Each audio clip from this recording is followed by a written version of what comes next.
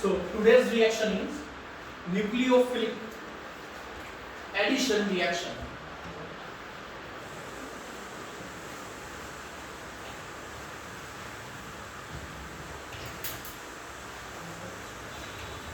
Of aldehyde and ketone.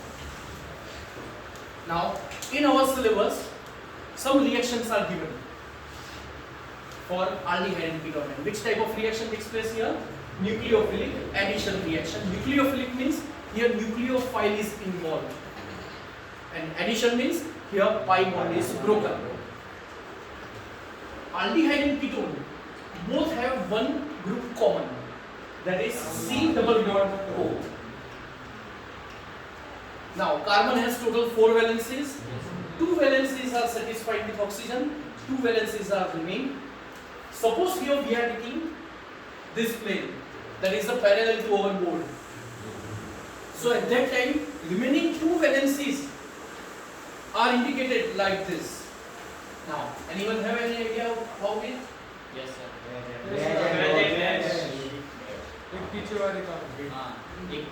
है ना?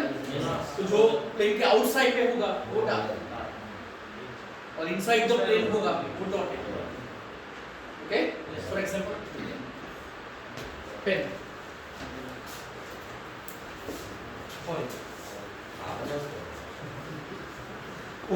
चलो ध्यान से देखो, ये जो प्लेन कार्बन और ऑक्सीजन एक ही प्लेन पे, एक बॉन्ड होगा ऐसे और दूसरा बॉन्ड होगा इसके पीछे.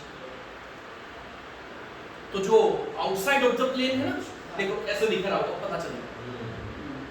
समझ आ रहा है? Yes, sir. यहाँ पे जो इंडिकेट किया हमने ऐसे किया, this is the outside of the plane, this one is inside of the plane. ऐसे एक प्लेन के बाहर की साइड है और एक प्लेन के पीछे की साइड. दिख रहा है?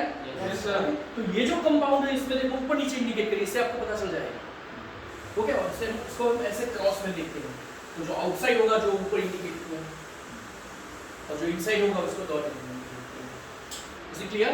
Yes, sir. अल्डिहाइड और कीटोन में CO ग्रुप कॉमन है और चेंज क्या होगा, यहाँ पे कोई भी R होगा. चलो मैं यहाँ पे लिख रहा हूँ सिर्फ A, और नीचे अगर हाइड्रोजन लिखते हैं it is aldehyde. Very good. And if we take another alkyl group then ketone. तो यहाँ पे मैं B लिख रहा हूँ. मतलब anyone can be put here. Is it clear? Yes, sir. Next, अब यहाँ पे ये बॉन्ड कैसे बनता है वो हम एक्सप्लेन करना चाहते हैं. कार्बन और ऑक्सीजन दोनों के बीच में कितने बॉन्ड्स? डबल. तो डबल बॉन्ड में एक सिग्मा होता है, दूसरा पाई.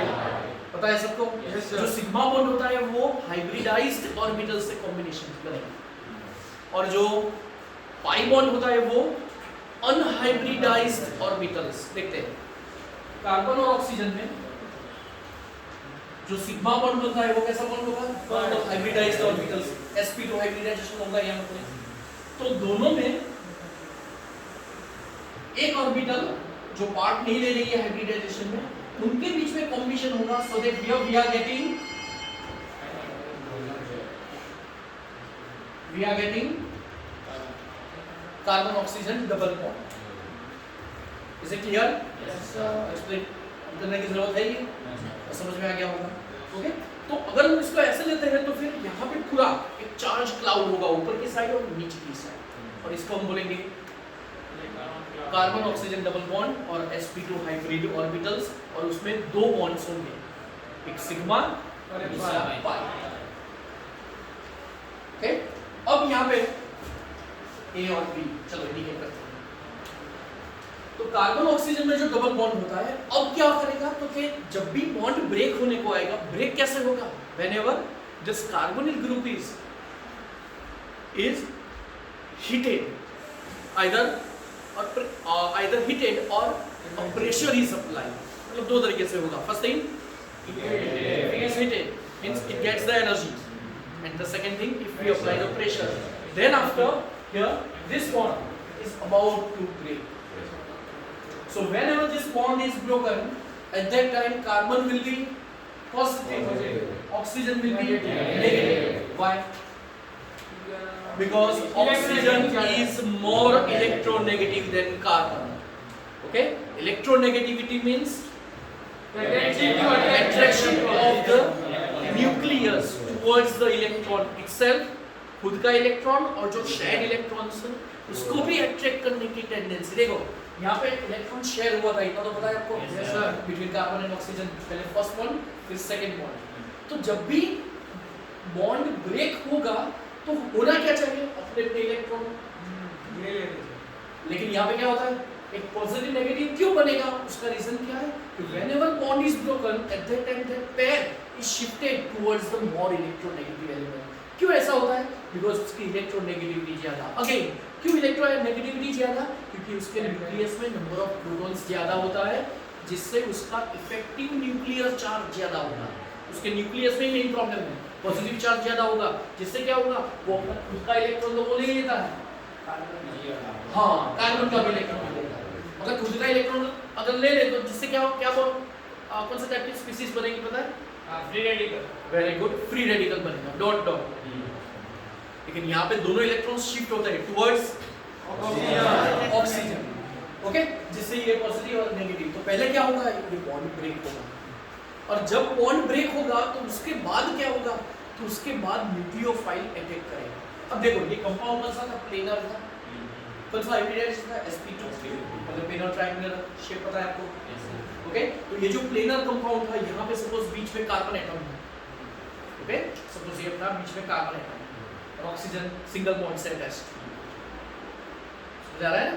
तो न्यूक्लियोफाइल अटैक होगा। न्यूक्लियोफाइल मतलब कोई भी negatively charge, like Cl minus, OH minus, Cn minus, OCH3 minus etcetera, NH2 minus. तो ऐसे ग्रुप्स अट्रैक्ट होंगे और अटैक करेंगे, किसके ऊपर अटैक करेंगे, कार्बन।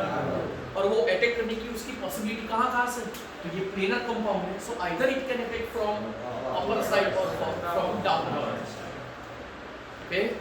तो दोनों साइड से वो अटैक करेगा। अब याद रखना है कि अगर वो अटैक ऊपर से कर रहा है,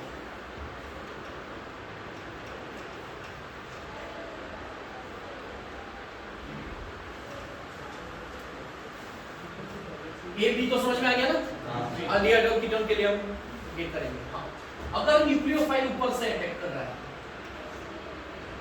तो उस टाइम पे अगर वो अटैच हो रहा है यहाँ पे, तो फिर ऑक्सीजन कहाँ शिफ्ट होगा, तो वो होगा डाउनवर्ड। क्यों, पहले कौन सा हाइब्रिडाइजेशन था, प्लेनर था, ओके। अब न्यूक्लियोफाइल ऊपर से अटैक कर रहा है, तो फिर अब अगर वो ज्वाइन हो गया तो फिर उस टाइम पे हाइब्रिडाइजेशन क्या होगा, सब सिंगल बॉन्ड मतलब sp3, पता है सबको, तो उस टाइम पे sp3 हाइब्रिडाइजेशन होगा और शेप कौन सा होगा, टेट्राहेड्रल शेप में हम क्या करेंगे, carbon outside of the plane, inside of the plane, फिर सपोज न्यूक्लियोफाइल ऊपर है तो फिर ऑक्सीजन नीचे जाएगा। अगर वो अटैक नीचे से कर रहा है तो फिर क्या होगा, ऑक्सीजन ऊपर, और शेप फाइनली क्या होगा, टेट्राहेड्रल। समझ आ रहा है, yes sir. So this one is the mechanism of nucleophilic addition reaction of ionic. तो ये अपनी 2 मार्कर एक थ्योरी कंप्लीट हुई, ओके। एक बार अगर दिमाग पे रहेगा तो कुछ वर्ड्स आपको फिर टेक्स्ट बुक में से लर्न करने हैं, ओके।